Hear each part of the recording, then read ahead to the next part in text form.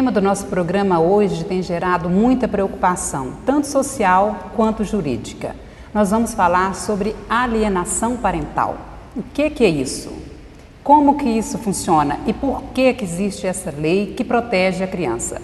Inclusive, existe uma lei federal sobre essa temática. Em Uberaba, o vereador João Gilberto Riposati, com o ex-vereador professor Godoy, instituiu a semana do dia 25 de abril como a semana de conscientização e prevenção à alienação parental. Mas para aprofundar mais neste tema, nós convidamos como nosso entrevistado aqui o Dr. Roberto Lins Marques, que é o presidente da Comissão da Família da OAB, que é a Ordem dos Advogados do Brasil, subseção de Uberaba. Seja muito bem-vindo, Dr. Roberto, nossa equipe te recebe com muita alegria. Eu que agradeço estar aqui participando, inclusive tratando de um tema tão tormentoso que hoje é considerado a grande questão do direito das famílias, que é a questão da alienação parental, e até pelo espaço que vocês abrem para a gente combater esse mal, que a única forma de combatê-lo é conscientizar a população. Então, realmente, agradeço muito essa abertura e vamos ao esclarecimento. Então, vamos começar justamente definindo juridicamente o que é alienação parental. Nós sabemos que ela gera uns impactos emocionais e psicológicos na criança. Olha, vamos pela forma mais simples. Nós temos termos técnicos para definir, mas vamos pela forma mais simples. Alienação parental é a manipulação da consciência de uma criança para que ela corte vínculos com o seu genitor. Essa manipulação pode partir tanto do outro genitor, mas ela pode partir também dos irmãos, tios, qualquer outro parente que detenha a guarda, que tenha a sua tutela, que tenha a sua posse, a posse da criança. Pode partir de amigos, de vizinhos, qualquer pessoa que tenha contato com a criança. Essa pessoa começa a manipular a consciência desse jovem, dessa criança, desse jovem, para que ela corte os laços afetivos com o outro genitor. Normalmente após o divórcio, pode ser até durante o casamento, mas o comum mesmo é após o divórcio, no sentido dessa criança passar a não gostar do outro genitor. E isso traz uma série de consequências nefastas, mas absolutamente nefastas na vida dessa criança. Então, esse cuidador, como é que ele faz para manipular? Que às vezes é uma questão assim tão subjetiva, tão abstrata, né? Como que é o trato que pode ser identificado que a criança está sendo vítima de uma alienação? Olha, isso pode começar da maneira mais sutil possível. Aquelas coisas pequenas, por exemplo, olha, esse final de semana você não vai no shopping porque o seu pai não pagou a pensão alimentícia. Coisa mais simples, coisa mais leve. Até em situações extremamente graves, por exemplo. Uma das situações que levaram, por exemplo, à criação da lei, houve um caso muito significativo, onde uma mãe chegou ao extremo de aprontar o seu filho por várias e várias semanas seguidas para levar esse filho para encontrar o pai, porque dizia à criança que o pai iria buscá-lo para levá-lo ao shopping. Então a mãe aprontava a criança, punha a criança dentro do carro e levava a criança para um determinado local. E a criança ficava horas e horas esperando o pai chegar para que o pai levasse ao shopping. O pai nunca aparecia. Porque ele não sabia, isso não havia sido combinado. O pai não sabia não tinha esse disso, compromisso. Não sabia disso. Um determinado dia o pai entrou na justiça para ver a criança. A mãe não autorizava que o pai visse a criança. Quando se realizou um estudo psicológico com a criança odiava o pai. Tantos e tantos foram os desgostos daqueles momentos que a criança ficou esperando para ir ao shopping. E o pai nem sabia. A criança já não queria o pai por perto. Muito pelo contrário, a criança queria o pai a quilômetros de distância dela. Isso é o caso clássico de alienação parental da forma mais bruta possível. Foi uma atitude perversa, né, no sentido de colocá-lo contra o pai, de afastá-lo do pai. Então, exatamente. Isso é uma forma mais grave e formas mais simples. Só para explicar, inclusive colegas meus, psicólogos, psicanalistas, explicam o seguinte, só para a gente entender bem como é formado a mente de uma criança e por que a alienação parental é tão grave. A mente de uma criança, ela interpreta a si mesma como se ela fosse formada 50% pelo caráter da mãe e 50% pelo caráter do pai. Então, quando um genitor diz que o outro não presta, ela incorpora que 50% dela mesmo não presta. Por quê? Porque 50% dela é formada pelo genitor que não presta. Então, ela incorpora aquilo como se ela mesma não prestasse. Por quê? Porque ela descende daqueles 50% que não presta. Então, a alienação parental tem esse malefício. E quais são as consequências da alienação parental? Quando a gente vê que uma criança é seduzida pela alienação, quando ela realmente corta o vínculo com aquele cônjuge que é alienado da vida dela, ela já envereda pelo abandono escolar, ela já envereda pelo alcoolismo, pelas drogas, em casos mais extremos, suicídio. Nós temos muitos casos de suicídio relacionados à alienação parental, pelo desgosto. Porque também, o que acontece? Quando uma criança descobre que ela foi vítima de alienação parental, ou seja, que o pai não desistiu dela, o pai lutou, mas foi uma mãe que, eu estou generalizando, tanto pode ser o pai ou pela mãe, vou falar aqui o genitor, quando o genitor não abandonou, mas o genitor foi privado da vida dessa criança, quando ele descobre isso, ele tenta buscar aquele genitor, mas muitas vezes não consegue. Mas isso causa nela uma revolta e ela corta os vínculos com aquele cônjuge que enganou ele a vida inteira. Então o que acontece? Ele perde o genitor que acompanhou ele durante a vida e ele já não consegue estabelecer laços com aquele genitor que foi excluído da vida dele indevidamente. Então aí ele perdeu pai e mãe. Instala-se um vazio, né, absoluto. Um vazio absoluto. E nós temos algumas referências assim, no mundo jurídico muito conhecido, por exemplo, a Lei Maria da Penha, que ela tem esse nome em função de ter sido agredida e sofrido, de fato, uma tentativa de homicídio por seu companheiro. Nós temos também a lei da Carolina Dickmann, por exemplo, né, que levou esse nome por invasão na internet, no seu computador, da sua privacidade, de fotos e informações pessoais. Esta lei, especificamente, o senhor citou aí um caso, mas ela teria uma denominação, caso de uma criança em específico? Ela teve indiretamente. Foi o mesmo caso que gerou a lei da guarda compartilhada, foi o caso do João Hélio. O caso do João Hélio foi aquele caso que nós tivemos, onde o pai que tentava ter um contato com seu filho, mas ele não conseguia. Por quê? Porque ele tinha horários estabelecidos de visita, e fora daqueles horários, a mãe não permitia que ele tivesse um mínimo contato, nem um telefonema com seu filho. Então a mãe tinha uma babá em casa que cuidava de seu filho, ela trabalhava fora, e o pai chegava numa grade, e tinha um longo jardim até o portão, e ele chegava numa grade, ele visualizava o filho de longe, e ele tentava gesticular, conversá-lo ao longe com seu filho. E aquilo era o contato que ele tinha, no seu horário vago de trabalho, ele brincava com seu filho de uma grade, vendo seu filho no portão da casa, e mais nada. O filho ficava com uma babá, um tempo que ele podia ter contato com seu filho. E nada que ele fizesse na justiça lhe dava um segundo a mais de contato com seu filho. Nada, nada, nada. Ele percorreu o Congresso, tentando criar leis que garantissem a ele maior contato com o seu filho. Tá certo? Isso gerou tanto a lei da guarda compartilhada quanto a lei da alienação parental em um momento posterior.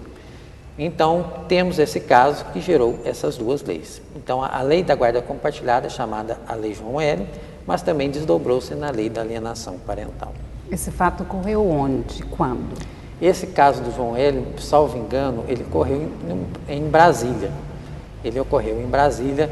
Ele foi um caso que ocorreu de 2007 até 2010. Foram 3 anos que ele ficou percorrendo o Congresso Nacional, conseguindo assinaturas para aprovar o projeto da Lei da Guarda Compartilhada. Tem alguns aspectos também, doutor, que às vezes é muito subjetivo, porque fica na fala, né, ou em alguma informação do filho, e aí que pode o outro entender que está sendo mal interpretado. Como que se caracteriza isso daí? A pergunta seria como é que podemos perceber, como é que podemos perceber uma criança está sendo vítima da alienação parental? Vítima da alienação parental a partir de palavras, não das atitudes, que no caso por exemplo, aí foi por atitudes. É muito simples, muito simples não tem nada de simples a alienação parental, me expressei mal. Mas é muito estranho a gente ver uma criança que quer estar sempre com o pai, mas quando chega das visitas do pai, ela fala mal do período que teve com aquele genitor. Ora, se a criança chega, acabou de passar o final de semana com o pai, mas chega reclamando daquele período, é muito estranho. A criança passou sábado e domingo com o pai, mas retornou à casa da mãe e fala: nossa, foi muito sofrido, não gosto de estar com meu pai, por que eu tenho que ficar com meu pai? É muito triste isso. Não é natural que isso aconteça, não é mesmo. O que acontece? A criança gostou de estar com o pai, é óbvio que ela gostou tanto que ela quer voltar no primeiro momento. O que está acontecendo? Chama-se crise de lealdade.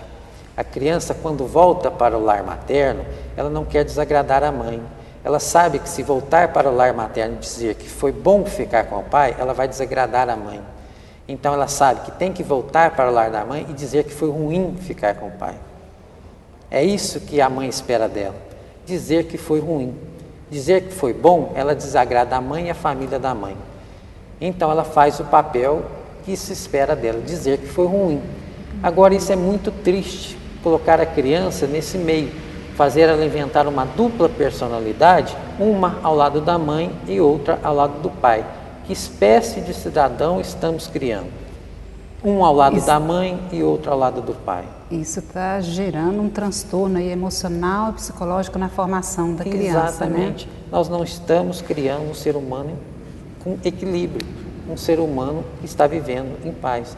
Vai ter distúrbios, com certeza. É óbvio que essa criança não vai estar bem na escola, não vai estar mesmo. E em qual faixa etária é predominante essa prática? Olha, é lógico que quanto mais jovem, mais fácil a criança é submetida à alienação parental.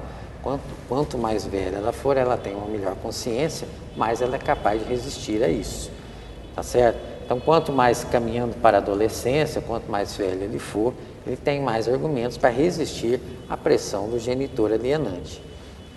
Então, se ele tiver lá seus 3, 4, 5 anos, ele é mais seduzido por aquele genitor que passa o maior tempo com ele. Então, isso é a psicologia, muito mais que o direito, já nos comprova. Quanto mais cedo ele for exposto às práticas de alienação, mais tranquilamente ele vai ser convencido, manipulado, de que a realidade daquele genitor que detém a guarda é a verdade que ele tem que acreditar. Nós falamos de casais divorciados, mas imagina um casal que está em conflito, uma família, né, que estão casados, estão no mesmo ambiente, e que eles estão em conflito, estão em briga, e às vezes também utiliza a criança, né, utiliza mesmo, usa a criança com algumas informações. Isso também é alienação parental? Também é alienação parental. Nós podemos ter alienação parental entre casados. É lógico que entre casados, como há um contato mais direto com a criança recebe uma afirmação e uma contra-afirmação mais direta. Então, a criança tem uma possibilidade de ter afirmações mais diretas, então ela pode fazer um juízo de valor mais rápido. Mas podemos sim ter alienação parental entre pessoas casadas, sim, com certeza. E um caso que a psicologia tem nos alertado, até juristas têm nos alertado, é o seguinte: nós podemos ter alienação parental também no caso da mãe que omite o nome do pai no registro de nascimento. O caso da mulher que deu à luz, mas não quer informar o nome do pai. Não seria um caso de alienação parental? A mãe que não quer informar o nome nos registros de nascimento, não quer falar para o genitor que ele tem um filho com ela. Não seria o caso dela privar a pessoa de saber que ele tem um filho no mundo e privar ele de ajudar na criação daquele seu descendente? Também seria o caso de alienação parental. Pode ser que a pessoa não saiba que tem um filho e que poderia ser sim um bom pai. Poderia dedicar afeto a essa criança, ajudar na criação. Também poderia ser um caso de alienação parental. Mas, enfim, podemos sim, respondendo diretamente a pergunta que você me fez, podemos ter sim alienação parental entre pessoas casadas, pessoas que vivam aí sob o mesmo teto, sem problema nenhum. Mas aí é mais difícil de atuar, né? Porque quem que vai agir Em caso de prevenção e cuidado com essa criança. Exatamente, é mais difícil de atuar, porque eles estão ali bem diretamente relacionados. Mas o que a gente vê, quando um casal está em conflito, uma fase pré-divórcio, o que acontece? Normalmente um dos genitores já está bem ausente do lar. Já está bem ausente. Então, essa pessoa, normalmente nós temos uma pessoa que já está bem do lar e a outra pessoa já evita estar dentro do lar. Normalmente, o que acontece na prática? Nós temos a mulher que fica dentro de casa, mesmo nessa fase pré-divórcio, e o marido que normalmente fica em bares, rodas de amigos, ou fica mais até tarde no trabalho. Mesmo na fase pré-divórcio, a gente já tem uma pessoa que fica bem mais tempo dentro do lar e o outro já fica meio que evitando esse contato familiar dentro de casa. Já dá para fazer uma leitura do cenário. A gente né? já lê com bem boa facilidade que aquela família já faliu e está esperando apenas uma decretação formal dessa falência familiar. Doutor Roberto, quais são as frases mais comuns que são utilizadas, por exemplo, para agredir mesmo, para a criança, né, para o pai, usado pelo pai ou pela mãe, no sentido negativo, no sentido pejorativo? Seu pai não presta, ou sua mãe não presta, esse final de semana você não vai sair porque o seu pai não pagou a pensão. Olha, se você não tem esse brinquedo é porque sua mãe não pagou a pensão, o seu pai não pagou a pensão. Se você não vai fazer isso é porque o seu pai que não pagou a pensão. Deus, se você não tem essas coisas, porque seu pai não ajuda. Ou uma coisa extremamente comum, olha, se você não tem um carro e seu irmão, porque normalmente o pai ou a mãe constitui nova família e tem outros filhos, olha, seu pai ou sua mãe deu isso para outra família e não deu para você, porque os filhos do outro leito são melhores do que você, seu pai gosta mais dos outros filhos do que o de você. Tem todas essas questões.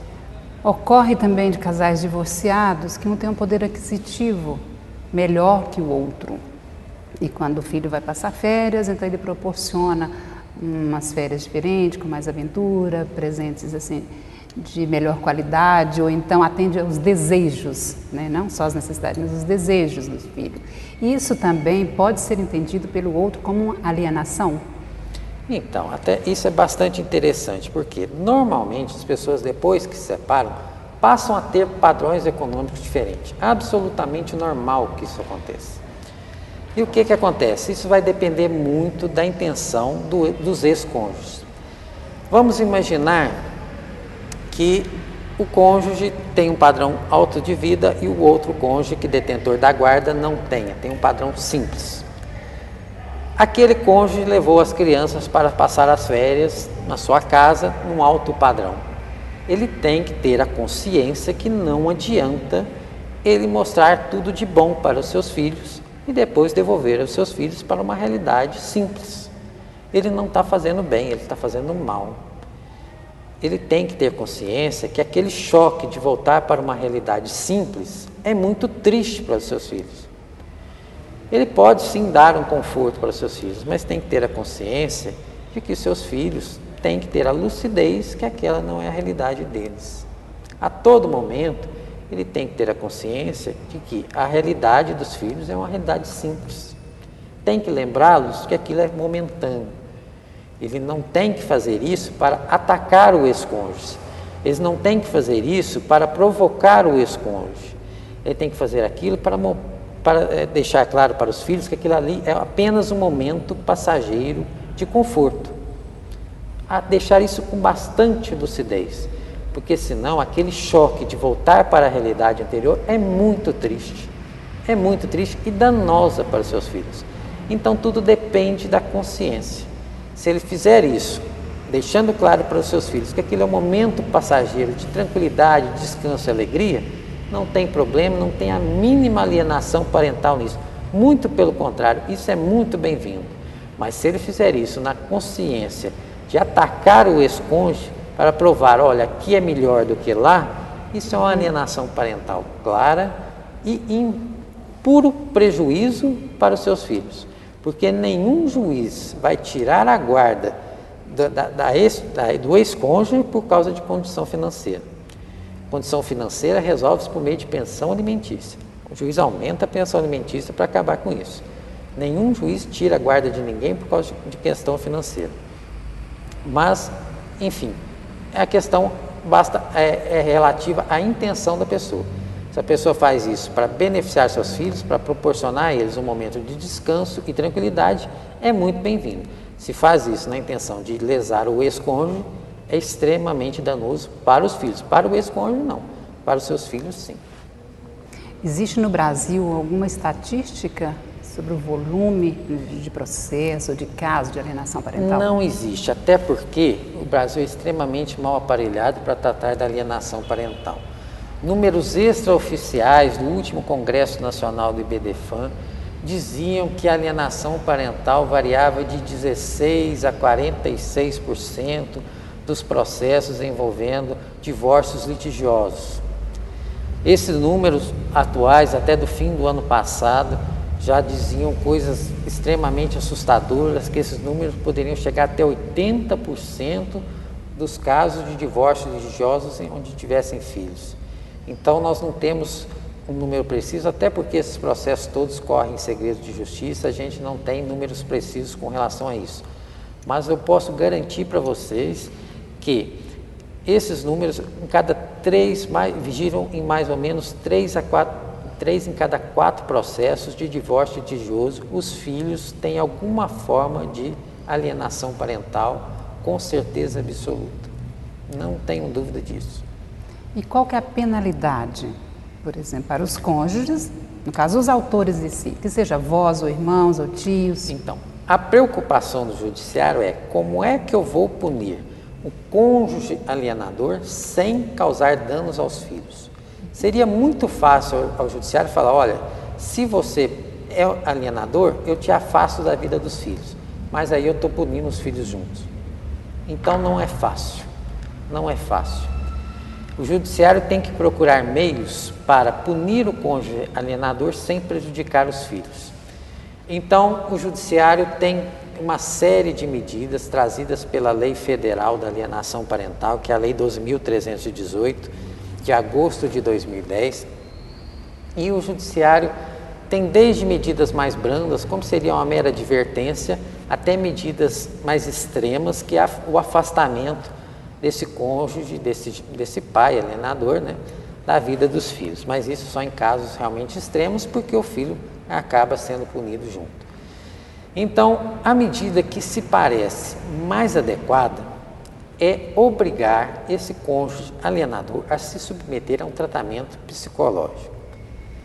Essa é a medida que parece adequada, sob pena de, se ele não se submeter a esse tratamento, aí sim ser afastado da vida do filho, porque aí não tem jeito.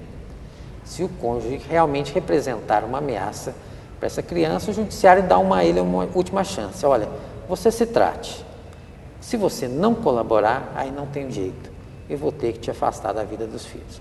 Essa tem se parecido a melhor saída até agora que o judiciário tem achado. Mas não temos ainda uma solução definitiva para o caso. Até porque o judiciário tem encontrado extrema dificuldade em conhecer os casos onde há realmente uma alienação parental. Nem sempre é fácil a gente descobrir onde é que existe uma alienação parental. Por quê? Porque todo o processo precisa de um assistente social, uma psicóloga, para testar a existência dessa alienação parental.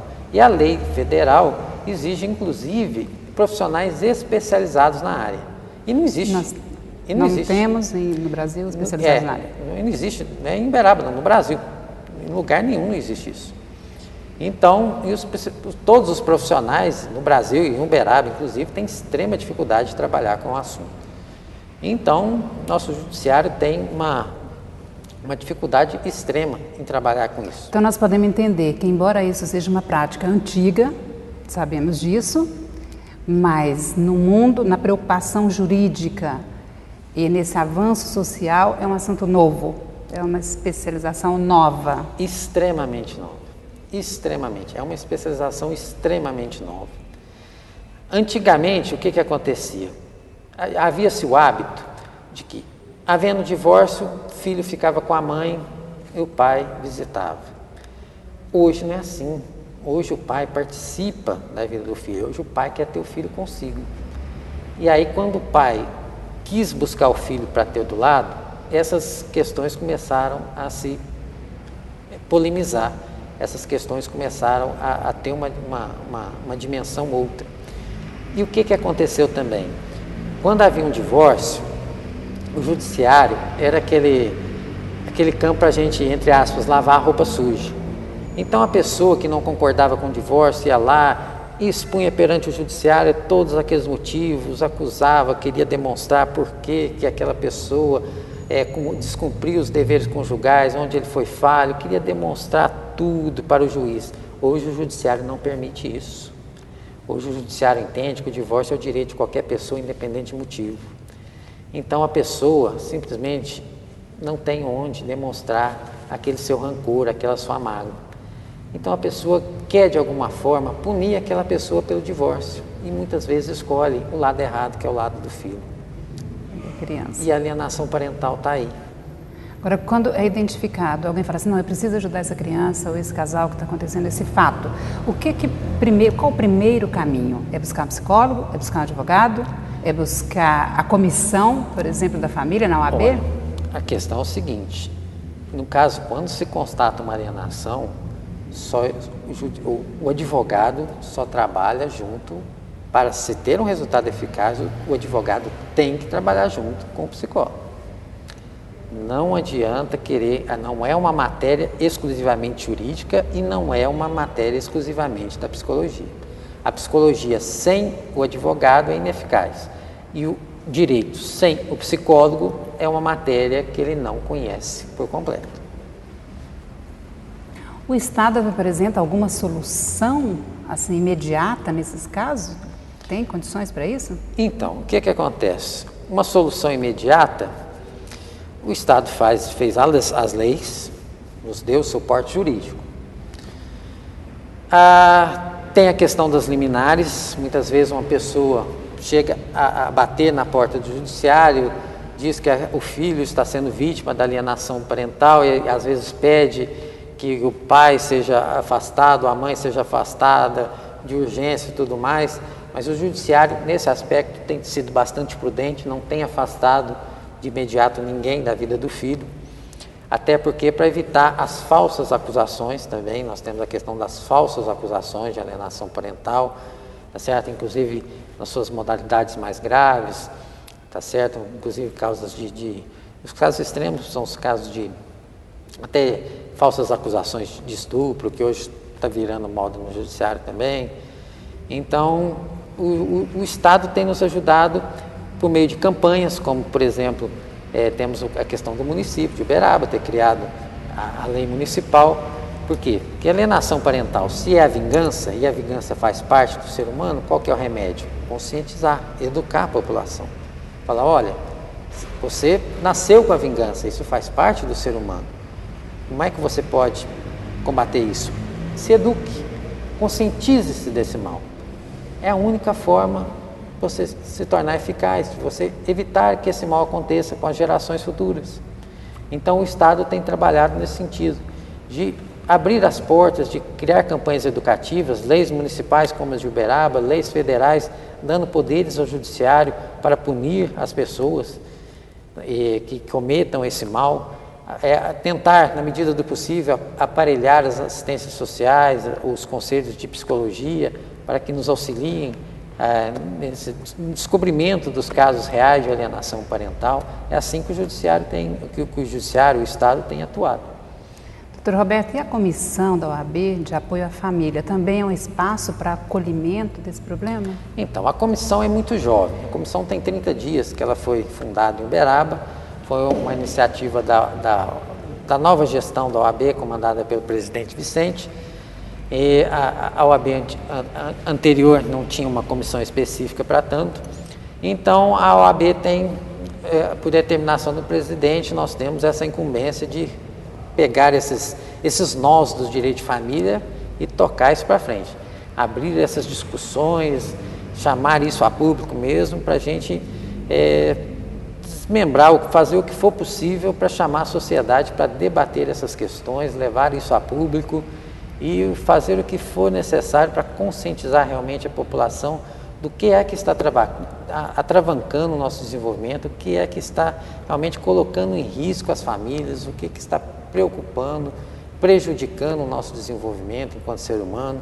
Nosso objetivo é esse, realmente é debater o máximo possível o que for necessário para evoluir não só pelo lado jurídico, profissional, também temos esse viés, mas nós temos um viés também social. Essa é a nossa preocupação. Tratar com as pessoas, a comunidade uberabense mesmo, para esclarecer o que for necessário. O que está sendo pensado na semana de comemoração?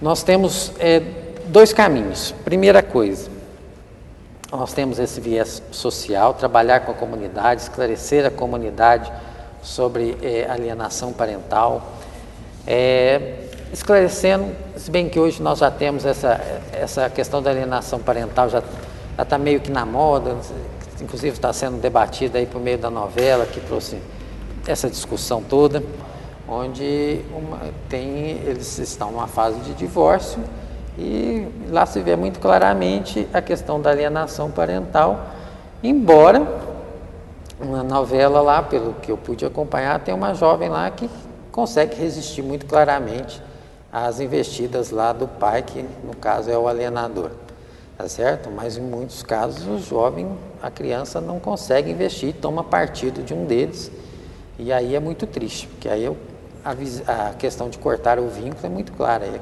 criança não quer realmente ter contato com um dos cônjuges, e aí é muito triste mesmo. Quando você tem uma criança que não gosta mais do pai, que não quer mais o pai por perto, é muito sofrido mesmo. Essa comemoração é o primeiro ano que tem Uberaba, né? Até porque a lei é de 2012. Exato.